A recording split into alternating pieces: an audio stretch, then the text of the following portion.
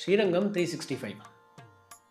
இதற்கு முன் பதிவிலே பிரம்மாவை நோக்கி பெரிய பெருமாள் ரங்கநாதர் அர்ச்சாவதாரங்களை பற்றி பேசினார் என்று பார்த்தோம். அந்த அர்ச்சாவதாரங்களை பற்றி விரிவாக சொல்லுகிறார் பெருமாள். அர்ச்சாவதாரங்கள் 4 வகைப்படுமாம். திவ்யம், சைத்தம், மானுஷம், ஸ்வயம் யக்தம் என்று கூறுகிறார் பெரிய பெருமாள். திவ்யம் என்றால் தேவர்களால எங்க எம்பெருமானுடைய பிரதிஷ்டை நடக்கிறதோ திவ்யமான இடங்கள் அவைகள். அங்க எம்பெருமான் அவ்விதமாக சேவை சாதிக்கிறார். அதற்கு மேல சித்த புருஷர்களா இருக்கக்கூடிய முனிவர்கள் முதலானவர்கள் அவர்களால பிரதிஷ்டை செய்யப்பட்டால் அந்த இடங்களை சைத்தம் என்று சொல்கிறார்கள்.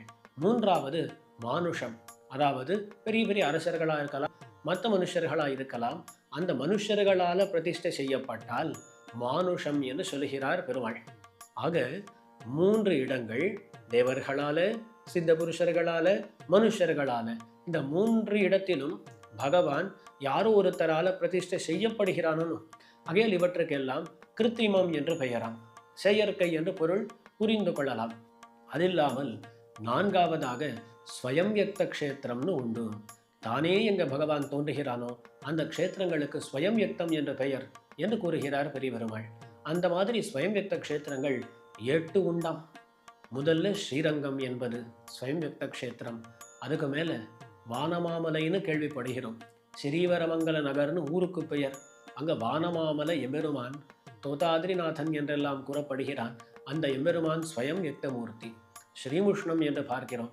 அந்த இடத்துல வராக பெருமாளாக சேவை சாதிக்கிறான் எம்பெருமான். அதுவும் ஸ்வயம் யக்த க்ஷேத்திரம். திருமலைக்கு போனால் திருவேங்கடமுடையான் ஸ்வயம் யக்த மூர்த்தி. அப்போ 4 இடங்கள் தெற்க நமக்கு தெரிந்த இடங்கள். வடக்க போனோமே ஆனால் அங்க மறுபடியும் 4 இடங்கள் இருக்கின்றன. ஒன்று நைமிஷாரண்யம். அந்த இடத்துல எம்பெருமான் காடாகவே இருக்கிறான், ஸ்வயம் யக்த மூர்த்தி. புஷ்கரத்துக்கு போனா ஜலரூபியான எம்பெருமான் ஜலமே வடிவாக இருக்கிறான், ஸ்வயம் யக்த மூர்த்தி. பதரிகாசிரமத்துக்கு போனா பதரி நாராயண எம்பெருமான் இருக்கிறானே, அவனும் ஸ்வயம் யக்த மூர்த்தி. சால கிராமத்தில் எழுந்தருளி இருக்கக்கூடிய எம்பெருமானும் அவனும் ஸ்வயம் யக்த மூர்த்தி. ஆக 8 க்ஷேத்திரங்கள் ஸ்வயம் யக்த க்ஷேத்திரங்கள் இந்த பூவுலகிலே உண்டு என்பதனை விளக்கி காட்டுகிறார் பெருமாள்.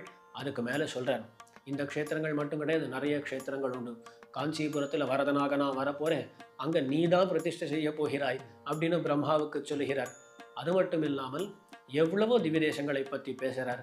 கடைசியில் சொல்றார், இதோ ஸ்ரீரங்கநாதனாக நான் இருக்கிறேனே, எனக்கு நீ நியமங்களை தவறாமல் சரியாக திருவாராதனத்தை செய்து கொண்டிருப்பாய், அது நீ பண்ணு என்று சொல்றார். பிரம்மாவும் அதன்படி நடக்கிறார். இதுக்கு மேல என்ன ஆச்சுன்றதை வரும் பதிவுகளிலே நாமும்